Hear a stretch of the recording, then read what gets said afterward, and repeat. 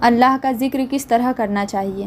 اللہ تبارک و تعالیٰ پارہ 9 رکوع 14 میں ارشاد فرماتا ہے وَاذْكُرْ رَبَّكَ فِي نَفْسِكَ تَضَرُّعًا وَخِيفَةً وَدُونَ الْجَهْرِ مِنَ الْقَوْلِ بِالْغُدُوِّ وَالْآصَالِ وَلَا تَكُن مِّنَ الْغَافِلِينَ۔ تم صبح و شام اپنے رب کا ذکر کرو، خوف و زاری کے ساتھ، بے آواز نکلے زبان سے، اور غافلوں میں نہ ہونا۔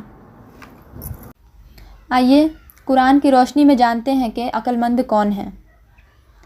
اللہ تبارک و تعالیٰ پارہ 4 رکوع 11 میں ارشاد فرماتا ہے الذین یذکرون اللہ قیاما وقعودا وعلی جنوبہم، یعنی عقل مند وہی لوگ ہیں جو اللہ تعالیٰ کا ذکر کھڑے و بیٹھے میں کرتے ہیں، کبھی اس سے غافل نہیں ہوتے، یعنی جس بھی حال میں ہو وہ اللہ کا ذکر کرتے ہی رہتے ہیں، اس سے کبھی غافل نہیں ہوتے، وہی اصل میں عقل مند ہیں۔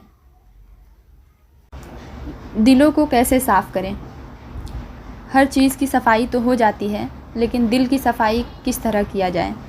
مشکوٰۃ شریف کی حدیث ہے کہ رسول اللہ صلی اللہ تعالیٰ علیہ وسلم نے ارشاد فرمایا ہر چیز کے صاف کرنے کی کچھ نہ کچھ چیز ہیں، اور دل کو صاف کرنے کے لیے سب سے اچھی چیز ذکر اللہ ہے، یعنی اللہ کا ذکر کرنے سے دل صاف ہوتا ہے۔